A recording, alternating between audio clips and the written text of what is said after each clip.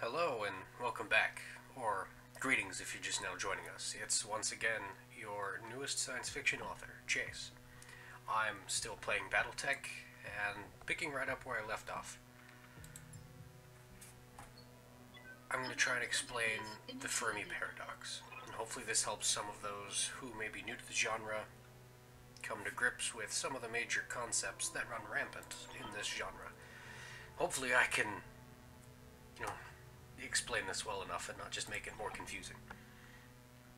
Simply put, the Fermi paradox is, where are the aliens? Keep your head on a swivel and be ready for anything. Meaning, roughly meaning, the galaxy is so big. There's got to be aliens out there somewhere, right? We can't be alone. So where are they? Why haven't we found them? Why haven't we seen them? Not simply put, statistically speaking, there are roughly 100 billion stars or more in the Milky Way. Using the Morgan-Keegan classification system, our Sun is a G-type star, which is roughly 7.5% of all stars in the Milky Way. There are also roughly Earth-sized planets, around 17% of all stars in the Milky Way. So if you only account for those Earth-sized planets around the 7.5% of stars that are also G-type stars, this means there are more than 1.25 billion planets that are roughly Earth-sized and orbit a G-type star like ours. And that's just in the Milky Way, much less the rest of the universe. With well in excess of 1 billion planets, some of them have to have life, don't they? If 1 in 1,000 of those planets have life, and 1 in 1,000 of those planets that harbor life manage to spawn intelligent life, that should leave approximately 1,300 planets with intelligent life aboard them. Now, bear with me, because I know 1,300 out of 100 billion isn't a whole lot, but that's 1,300 planets just in the Milky Way with intelligent life. 1,300 humanities, so to speak. Onto the stars themselves. On average, stars are between 5 and 10 light years apart. I'm on my way. The nearest stars to us is the Alpha Centauri star cluster, and those are between 4 and 4.5 light years away, which isn't too far off of this 5 to 10 light year average.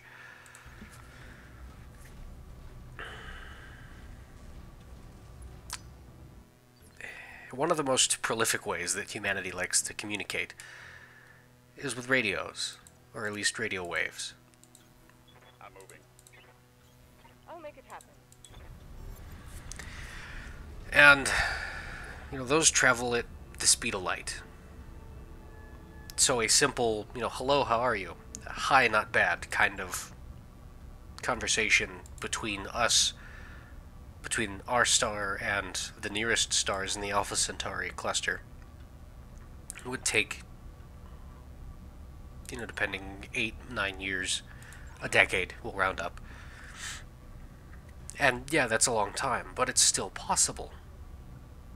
Another example, a real example, are the Voyager 1 and 2 probes, which were launched in the 70s, and we're still communicating with them, using 1970s radios. These 2 space probes are the furthest man-made objects from the Sun. Each has been in constant operation since 1977, and they're roughly 13.8 billion miles from Earth.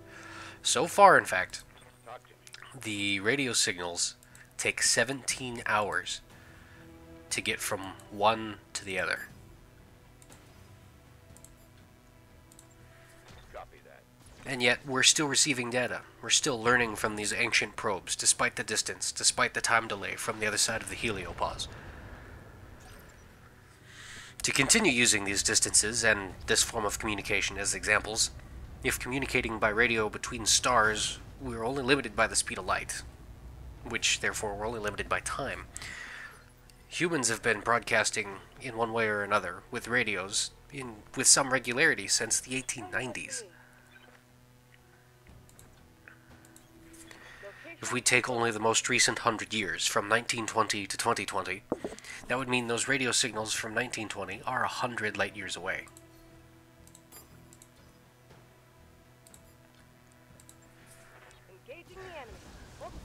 using the high end of this estimated distance between stars, that's 10 stars in any given direction that could have received these radio signals. That just happened.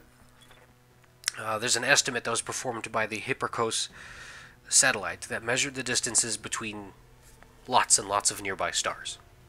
A conclusion we can draw from this is that in a 100 light-year radius around Earth, there are roughly 170,000 stars. That's a lot of stars that could have potentially received radio signals from us, from Earth. And on top of that, the Milky Way galaxy is an estimated 13.5 billion years old. That's a long time. That's a long time for stars to be born, for planets to be born, for societies, for life to rise and fall on those planets.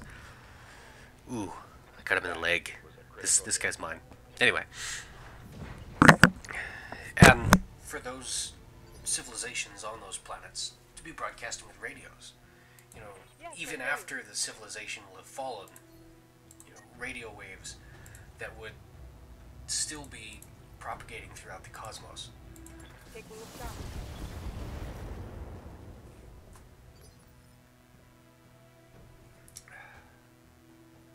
You know, and we could be hearing them. You know, if it's, you know, from a star 100,000 light years away, if they 100,000 years ago had sent a radio signal, we would be getting it now. So why aren't we? I mean, there's 1,300 planets at any one given time over this 13 and a half billion light year time span. And this isn't even including, you know, other galaxies that are close enough that in that 13.5 billion years, the Milky Way could have been receiving signals from them, like the Andromeda Galaxy or the Canis Major Dwarf Galaxy. But that's too much math to fit on one sheet of paper. Anyway, before I digress even further into things like the Drake equation or the Great Filters, the point is, the galaxy's been here a long time. There's lots of stars in it, and despite the low probability of intelligent life, there's simply too many stars and too many planets over too long of a time span for there to have not been other intelligent life. So again, I pose the question, where are the aliens? There are many hypothetical explanations to this seemingly impossible question, and I won't elaborate on them because those explanations may be even more complex and convoluted than I've already made this explanation of the Fermi paradox. You know, examples like the water world hypothesis or the planetarium hypothesis. I'll try and drop some links on the articles or in the description or something. Bear with me, I'm still new to this YouTube thing. Follow me. Battletech, And remember your training. despite how many planets Things are likely to get ugly between you in and the there. lore humanity has spread across and colonized, Confirmed. there's no intelligent life in it at all. They avoid the question entirely. Heads up. We've got company. And that's when I first, you know, as I became familiar with Battletech, first started wondering this, where are the aliens? And it was that question that really got me writing in the first place. And, You've got my attention. you know, it's just snowballed from there. You know, I have some other news that I'm waiting on, depending on what comes of it. I might drop it in for the next video or sweep that little bit of heartbreak under the rug. You never know. My next video, hopefully, I'll probably talk about Clark Tech, which is an even bigger part of my book than the Fermi paradox is. But thank you for your time. Thank you for being here. I look forward to seeing you in the next video. I'm gonna finish this mission because I have more mechs to smash.